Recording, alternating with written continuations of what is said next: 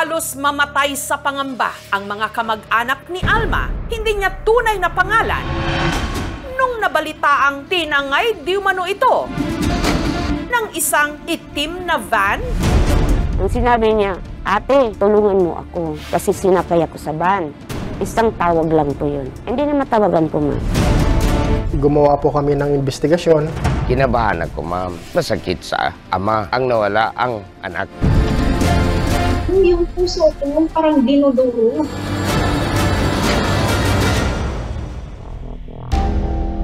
Si Alma, magtatatlong buwan na raw nakatira sa tiyahing si Haji sa Cotabato City. Kukunin ko yung pera sa bayan na, huwag ka na sumama, ante. Hapon nitong July 3, nagpaalam si Alma na kukunin ang ipinadalang pera ng kanyang nanay Rohama na OFW sa Saudi Arabia.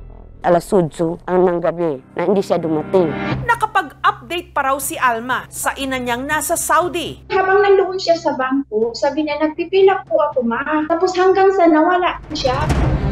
Ang ama ni Alma na si Dato Bon na nasa Maguindanao, agad hinanap ang anak. Sakay-sakay sila ng motor. Wala kaming nabalitaan. Nag-chat ko yung mga kaibigan niya, wala po daw siya doon.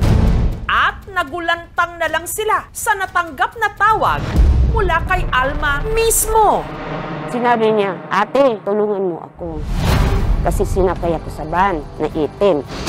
Isang tawag lang po yun. Hindi na matawagan po, ma'am. Kinabahan ako, ma'am. Masakit sa ama ang nawala ang anak. Yung puso ko parang dinuduro. Kaya ang mag-anak nanawagan sa radyo. Na upama, kaunting nakakilala ka ni nagtabangan kami ni. Napablatter kami sa pulis. Pinuntahan po namin yung mga possible pupuntahan niya. Pero lahat po yun ay negative. Hanggang nitong July 6, isang bangkay ng babae ang natagpuang palutang-lutang sa parang Maguindanao del Norte. Mahigit 2 oras ang layo mula sa Cotabato City. Pagkakita ko talaga sa bangkay na yun talagang ang pamangkin ko. Ang naging palatandaan daw ni Haji. Pareho din talaga ng mukha. Maiksi, yung buhok niya. Yung singsing niya. Sure na sure ako talaga. Nakita ko yung bra niya na kulang kasi may bra ako nakasalubong ko sa kanya galing dito sa Saudi. Naramdaman ko talaga, ma'am, anak ko na yun. Pero ang lolo ni Alma na si Monib, hindi po yung kalubang ko na siya na yun. Sapagkat yung mata at saka yung kuwan na hindi ko ma-identify kasi bulok na. Wala ring ibang nag-claim nung bangkay, sila lang po. Kaya po i-release na po namin. ang bangkay inuwi ng pamilya sa Dato Sinsuat sa Maguindanao del Norte at alinsunod sa kultura ng mga Muslim. Agad nila itong inilibing. Tinanggap ko talaga yung bangkay na yun na ang anak ko. Oh, grabe, nag-iyak ma. Kahit gusto rin kong makauwi, mahirap man na uwi ka ng Pilipinas na walang-wala ka, kaya tiniis ko lahat. Pero hindi pa man sila tapos magluksa, muli silang nagulat sa panibagong balita. May tumatawag dun sa atin niya, yung hinahanap niyo si sa Manila. Si Alma kasi na pinaniniwala ang patay na at inilibing pa nga nila. Di umano namataan sa Maynila.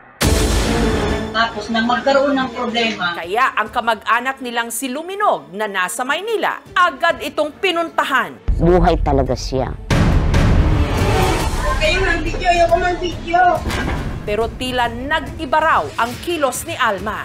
Parang hindi niya kami makikilak. Ang lungkot ng bata. Anong nangyari sa'yo? Hindi siya makakausap, nagaganyan siya, hindi siya nakapapagsalita na maayos. Parang natruma ba? Paanong mula Mindanao, napadpad ng Maynila si Alma? Anong nangyari sa'yo? May kinalaman ba ang itim na van na di umano tumangay sa kanya? Wala na ako matandaan masyado. At sino rin ang babaeng kanilang inilibing na? Sabi nila, sir, baka kamag-anak namin yung nawawalang bangkay. Ang katotohanan sa babaeng inakalang patay, pero heto, buhay na buhay. Susunod na, Natagpo ang bangkay sa Maguindanao na inakalang ang nawawalang si Alma. Inilibing. Naramdaman ko talaga, ma'am, anak ko na yun. Pero makalipas lang ang ilang araw, nabalita ang si Alma. Buhay pa pala. Okay, mag-video. Ayoko mag-video. Sundo na talaga siya. Buhay talaga siya. Anong nangyari sa'yo?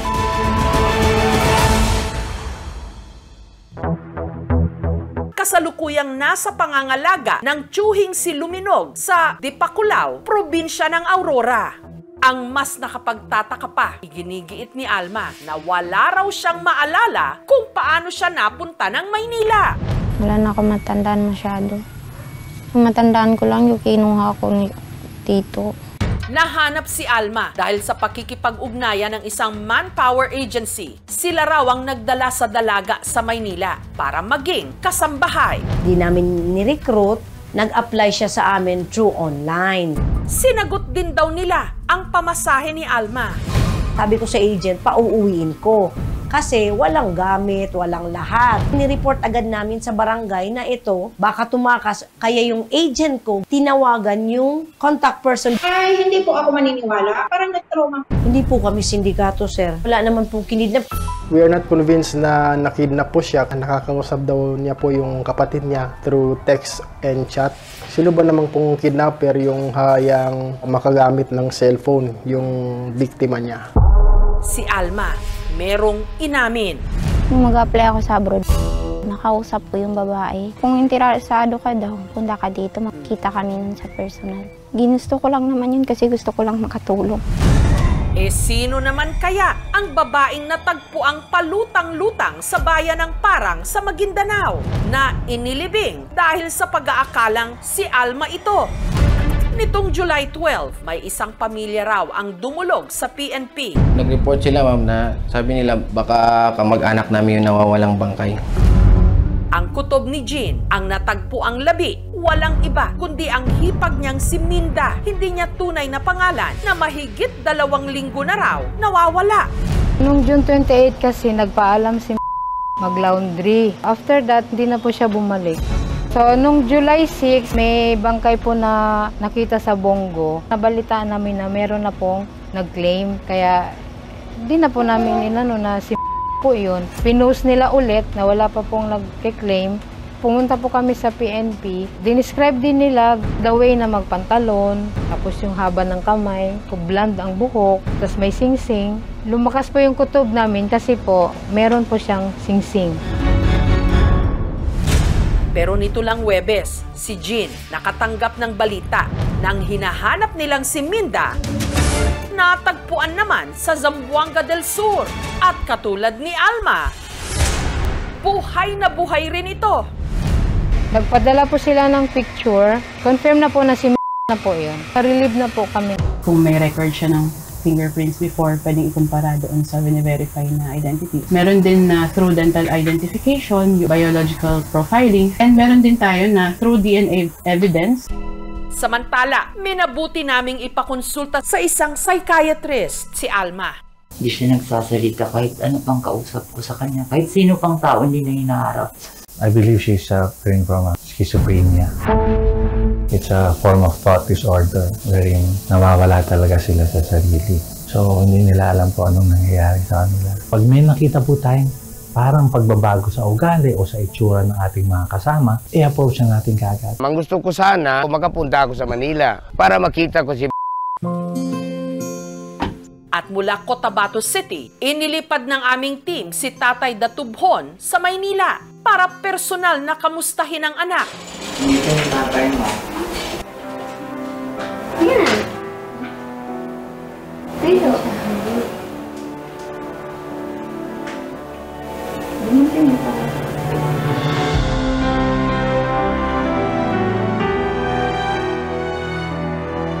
Mahal kong anak ko. Pasalamat pa ako kay nakita ko naman siya. Papasalamat po ako kasi nakita na po yung kapatid ko at hindi yung bangkay. Kay mahal na mahal ko kayo anak. Panalamat ako kay narinig ko na buhay ka. Gusto ko mag-sorry dahil sa mga problema na naidulot ko. Nagpapasalamat din ako kasi Inunod nila ako, hindi nila ako pinabayaan. Umaasa si Tatay Datubhon na muling manunumbalik ang sigla at pag-iisip ni Alma. Nanalamat ako sa inyo, lalo na kay Allah. Nakita ko kagad, buhay pa rin yung anak ko. Ang kabanatang ito sa buhay ng pamilya ni Alma, gusto na lang daw nilang ilibing sa limot. Ang mahalaga ngayon, ang inakala nilang patay, buhay na buhay pala.